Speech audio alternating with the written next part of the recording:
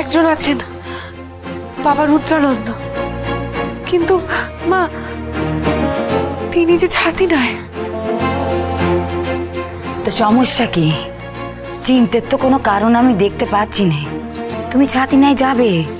ইন্দু বউ, মা পাইকরে খবর দাও, নতুন বউকে নিয়ে তুমি এক্ষুনি ছাতি নাই যাবে। আর এই কাজ যত সম্ভব শিগগিরই করো। অবশ্য।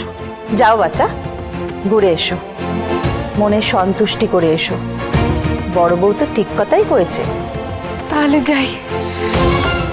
মা ভবানীর কৃপায় বাবা রুদ্রানন্দ হয়তো আমায় পথ দেখাবেন।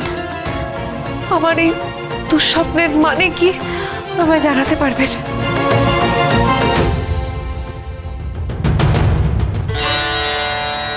এখানেই দেখেছিলাম সাধক বাবাকে, এই জায়গায়।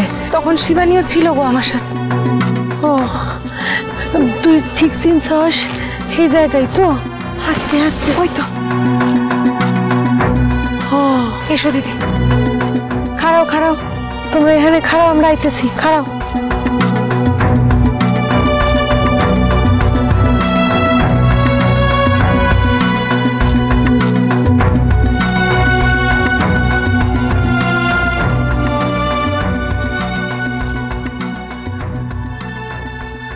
কেমন আছো মা? অনেকদিন পরে এলে। শুভমস্তু। চোখ মুখের এমন অবস্থা কেন? মনটা খুব অস্থির হয়ে আছে মনে হচ্ছে। বড় চিন্তায় আছি বাবা। চিন্তা? এটা সাধারণ চিন্তা নয়, দুশ্চিন্তা বলে মনে হচ্ছে। হ্যাঁ, দুশ্চিন্তাই বলতে পারেন। হ্যাঁ, লিগাই তো সেই শুধু নাটক ঠিক কামাইয়া সুইটটা আইছে আপনার কাছে বাবা। কি হয়েছে শুনি? বাবা, আমি একখানা স্বপ্ন দেখেছি, সেই স্বপ্নের ব্যাখ্যাই জানতে এসেছি আপনার কাছে। স্বপ্ন? তা বেশ শুনি, কেমন স্বপ্ন?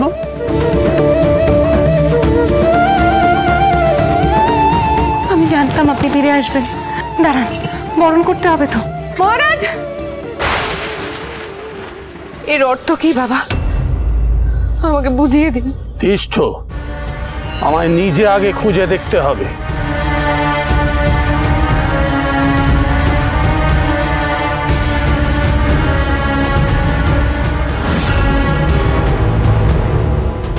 কি রে? হ্যাঁ, পারবেন তো কইতে? এত দূর থেকে ছুটে এসেছি এনার কাছে, খালি হাতে ফিরবো না। একখানা জবাব আমি নিয়েই ফিরবো।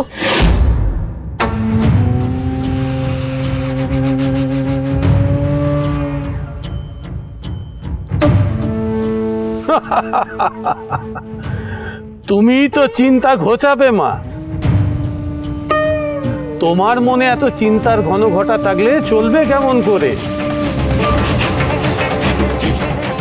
বাবা, বাবা, আমার মন বড় অস্থির, প্রশ্নে প্রশ্নে জর্জরিত। আমি একখানা সমাধানের খোঁজে আপনার কাছে ছুটে এসেছি। আপনিও যদি এমন হেয়ালিতে উত্তর দেন, তাহলে আমি কোথায় যাই বলুন? রাজ রাজেশ্বরী রানী ভবানী, প্রতিদিন রাত 8:30 স্টার জলসায়।